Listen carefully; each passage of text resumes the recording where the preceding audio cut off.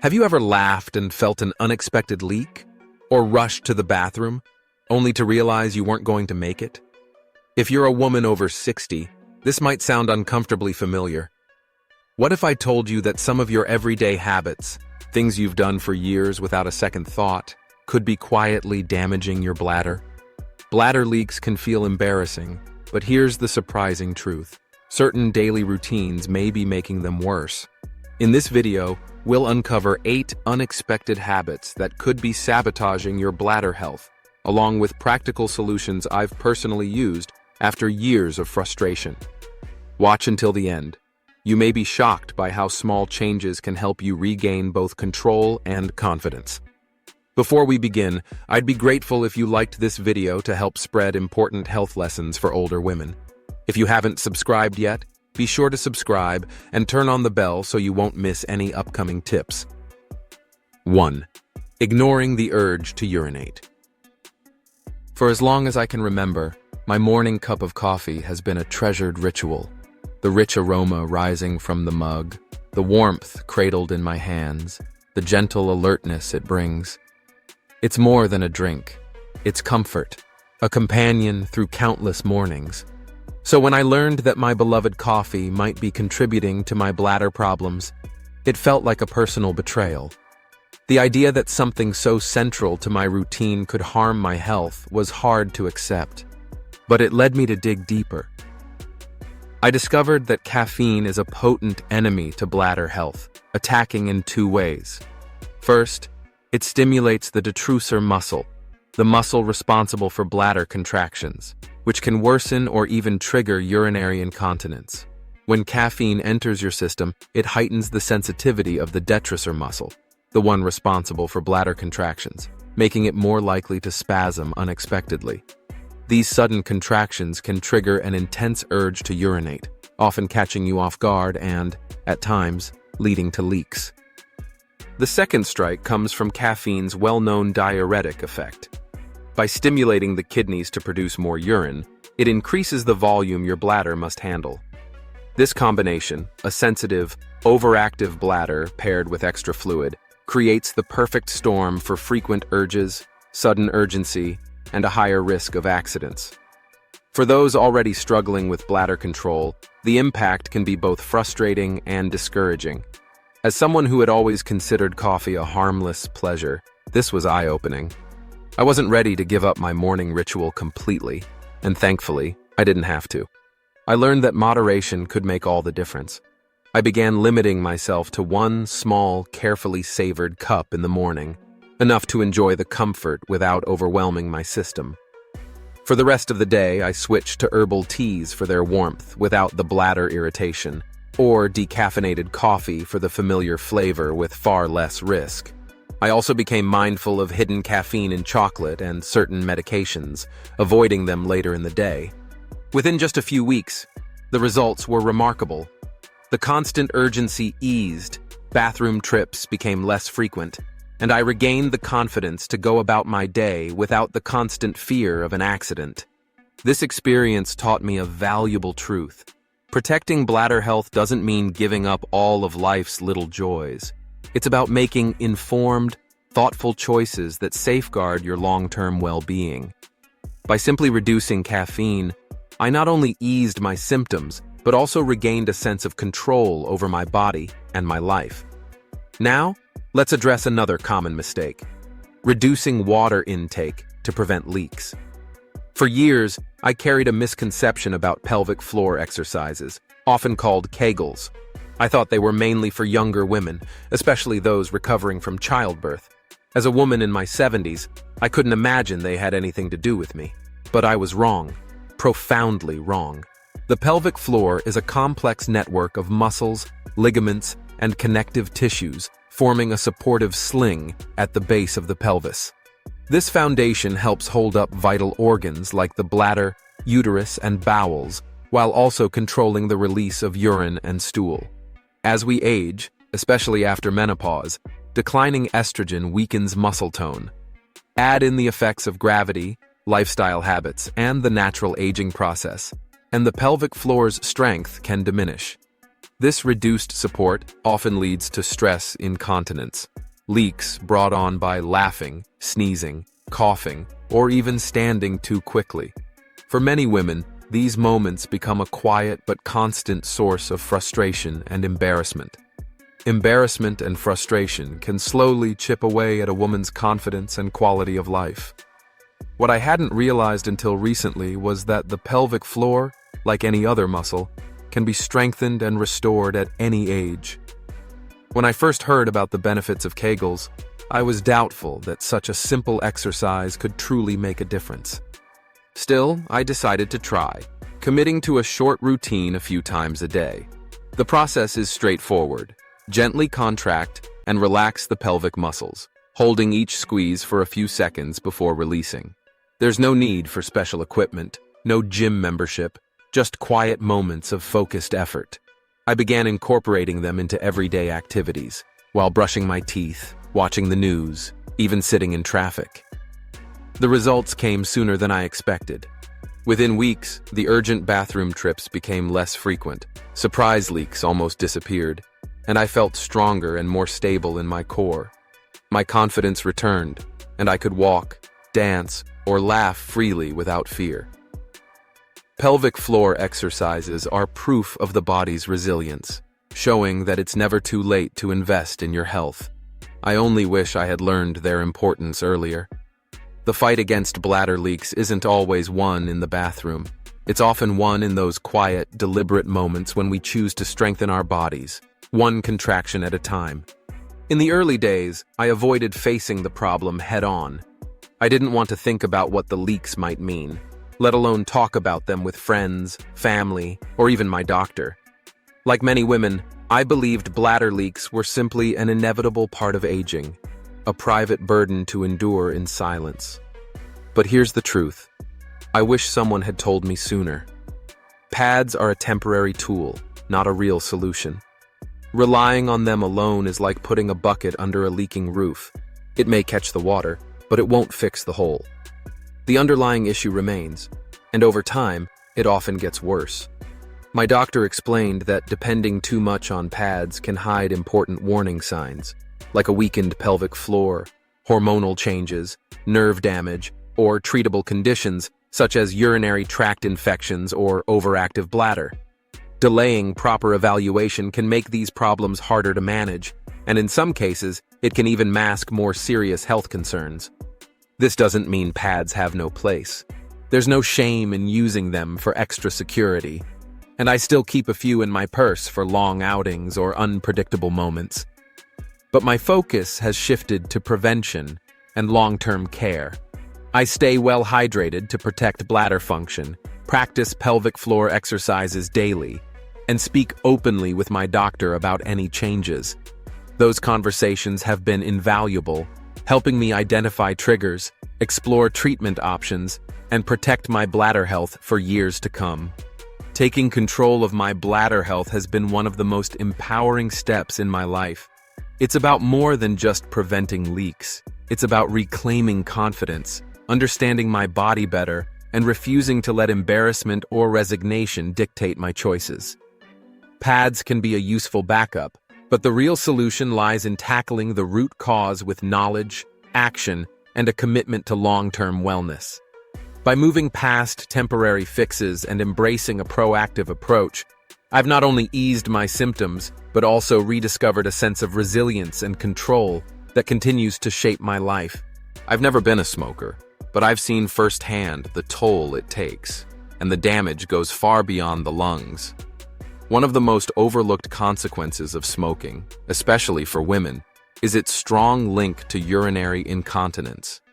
Many don't realize that smoking is a major risk factor for bladder leaks. The connection? Chronic coughing. That persistent smoker's hack puts constant pressure on the bladder, straining the pelvic floor muscles over and over.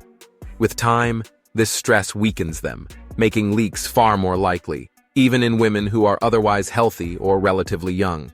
But coughing isn't the only problem. Smoking damages the body's blood vessels, cutting off healthy circulation to critical areas, including the pelvic region. Reduced blood flow means these tissues receive less oxygen and fewer nutrients, making them weaker, less elastic, and slower to heal from damage. And when those pelvic tissues lose their resilience, bladder function inevitably suffers. Smoking also disrupts hormonal balance, particularly estrogen, which is essential for bladder and pelvic health, especially in women nearing or going through menopause. When estrogen levels drop, the urethral sphincter weakens, making bladder control much harder. I've seen the toll this takes on friends and patients alike. Some women in their 50s and 60s ended up relying on absorbent pads, not because of normal aging, but because decades of smoking-related coughing had steadily worn down their pelvic floor strength. The encouraging news is this: it's never too late to change course. I know women in their 60s and 70s who, after years of battling the habit, finally quit smoking and noticed remarkable improvements, not only in their lung health, but in their bladder control as well. The body has an incredible ability to heal when given the chance. While quitting is never easy, especially after many years, every step toward breaking the habit brings meaningful benefits. Don't let anyone tell you the damage is permanent. Every positive change truly counts. When I first began dealing with bladder leaks, my instinct was to grab the most convenient solution: absorbent pads. They seemed practical, discreet, and allowed me to carry on with my day without much thought. I'd slip one in, go about my routine, and tell myself I had the situation under control. But in reality, I was avoiding the problem. Like many women, I believed bladder leaks were just an unavoidable part of aging, a private burden to bear in silence. Looking back, I wish someone had told me the truth. Pads are a temporary aid, not a lasting solution. Relying on pads alone is like putting a bucket under a leaking roof during a rainstorm. The bucket may catch the water, but it does nothing to repair the hole, allowing the damage to grow worse over time. My doctor explained that depending too heavily on pads can hide important warning signs. Persistent bladder leaks may signal weakened pelvic floor muscles, hormonal imbalances, nerve damage, or treatable issues like urinary tract infections or overactive bladder syndrome. When pads become the only solution, diagnosis and treatment are delayed, making the problem harder to manage. In some cases, ignoring these leaks could even mask more serious conditions that need prompt medical attention. This isn't to say pads have no role. They can be useful for security, and I still carry a few in my purse for long outings or unpredictable situations. But my focus has shifted to prevention and long-term management. I stay well hydrated to support bladder health and reduce irritation. I practice pelvic floor exercises daily to strengthen the muscles that control continence. And I speak openly with my doctor about my symptoms, gaining valuable insight into triggers, treatment options, and lifestyle changes that make a real difference.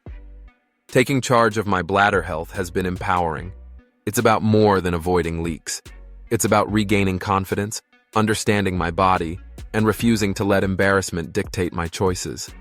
Pads can be a helpful backup, but the real solution lies in addressing the root cause with knowledge, action, and a commitment to lasting wellness. Not only did my symptoms improve, but I also rediscovered a sense of control and resilience that continues to shape my life for the better. I've never been a smoker, but I've seen firsthand the devastating impact it can have, and the damage goes far beyond the lungs. One critical, yet often overlooked consequence of smoking, especially for women, is its strong link to urinary incontinence. Many don't realize that smoking is a major risk factor for bladder leaks, with the potential to deeply affect quality of life. The connection often begins with the relentless cough many long-term smokers develop, sometimes called a smoker's hack. Every forceful cough puts intense pressure on the bladder, straining the pelvic floor muscles again and again. Over time, this constant stress weakens the muscles, making leaks more likely, even in women who are otherwise healthy and relatively young. The harm doesn't stop there. Smoking damages blood vessels, cutting off vital circulation to the pelvic region. Reduced blood flow means less oxygen and fewer nutrients reach the tissues, causing them to lose elasticity and strength. As a result, the bladder and pelvic support structures become weaker and slower to heal from any injury. On top of that, smoking disrupts hormonal balance, particularly estrogen levels, which are crucial for bladder and pelvic health, especially for women approaching or going through menopause. Lower estrogen can weaken the urethral sphincter, making it harder to control urination. I've seen the toll this takes on friends and loved ones. Some, even in their 50s and 60s, found themselves depending on pads, not due to normal aging, but because decades of smoking-related coughing had eroded their pelvic floor strength. The good news is, change is possible. It's never too late to make a change. Quitting smoking, even later in life, can bring remarkable improvements. I've known women in their 60s and 70s who, after decades of struggling with the habit, finally quit, and noticed real benefits not only in their lungs but in their bladder control as well. The body has an incredible ability to heal when given the chance. While quitting is challenging, especially after many years, the rewards are profound. Every small step toward breaking the habit can lead to meaningful gains in bladder health and overall well-being. Never believe the damage is beyond repair. Every positive change matters. For years, I cherished a nightly ritual. A warm cup of herbal tea before bed, chamomile, peppermint, or a soothing blend with a touch of honey. It was my way of winding down after a long day. But as I got older, I noticed an unsettling pattern. I'd wake several times a night, sometimes rushing to the bathroom in the dark, and occasionally finding damp sheets in the morning. At first, I blamed it on aging, but then I made the connection. My beloved tea wasn't the problem, the timing was. Drinking liquids too close to bedtime was overloading my bladder when my body was least prepared to handle it. As we age, the bladder becomes more sensitive at night, and its ability to hold urine during sleep decreases, a condition known as nocturia. The kidneys still produce urine overnight, and for older adults, the bladder's storage capacity shrinks. My late-night tea, though comforting, was quietly sabotaging my rest. Once I understood this, I didn't give up the habit entirely. I simply shifted it earlier, enjoying my tea around 7 p.m. instead. By giving my body enough time to process fluids before bed, I noticed a remarkable change. After that evening cup of tea, I became mindful of my fluid intake, taking only small sips of water if I felt thirsty, instead of gulping down a large glass. This simple adjustment transformed my nights. I began sleeping through without the constant worry of leaks or urgent trips to the bathroom. It wasn't about depriving myself. It was about being strategic. When you hydrate is just as important as how much you hydrate. With this small tweak, I reclaimed peaceful nights and spared myself the frustration and embarrassment of nighttime accidents. There's another topic many of us hesitate to talk about, even with those we love: bladder leaks. When I first began experiencing urinary incontinence, the shame was overwhelming. It felt like my body had betrayed me, and I couldn't bring myself to tell anyone, not my daughters, not my closest friends, and certainly not my doctor. I feared that admitting the problem meant I was somehow to blame or would be judged. But in time, I realized something important. Embarrassment is the real obstacle, not the leaks themselves. Silence only robs us of the chance to find solutions and improve our lives. Bladder incontinence is far more common than most people think, especially among older women. And today's medical professionals are well equipped to help. They understand that incontinence isn't just about weak muscles. It can stem from hormonal changes, nerve issues, medication side effects, hydration habits, pelvic floor strength, or even structural concerns like prolapse. A thorough evaluation can reveal the root cause and lead to targeted, effective treatment. I've seen firsthand the transformative power of speaking up. One friend, after years of silently enduring frequent leaks, finally gathered the courage to talk to her doctor. To her surprise, the problem was traced to a side effect of her blood pressure medication. A simple dosage adjustment cut her nighttime bathroom trips in half, restoring both her sleep and her confidence. Another friend learned she had a mild pelvic organ prolapse, something she never would have discovered without professional help. Her doctor referred her to a pelvic floor therapist, whose targeted exercises strengthened her muscles and eased her symptoms. There are many effective ways to manage, and even reverse, urinary incontinence. Options include pelvic floor therapy, dietary changes, bladder retraining, and, in some cases, medications or minor procedures. But none of these solutions are possible if embarrassment keeps you silent. The longer we avoid the conversation, the longer we postpone relief. My advice? Take that first step, no matter how intimidating it feels. Schedule an appointment, speak honestly with your doctor, and trust me, they've heard it all before. By breaking the silence, you open the door to solutions that can restore your confidence and improve your life. Ladies, we've covered so much today about protecting bladder health and letting go of harmful habits. Which tip surprised or inspired you most? Was it doing daily Kegels, hydrating wisely, or finally talking to your doctor? Share your thoughts in the comments. I'd love to hear how you're taking charge of your well-being. Wishing you health, happiness, and peace. And don't forget to subscribe to my Healthy Aging Blueprint channel for more practical tips to stay strong and confident in your golden years.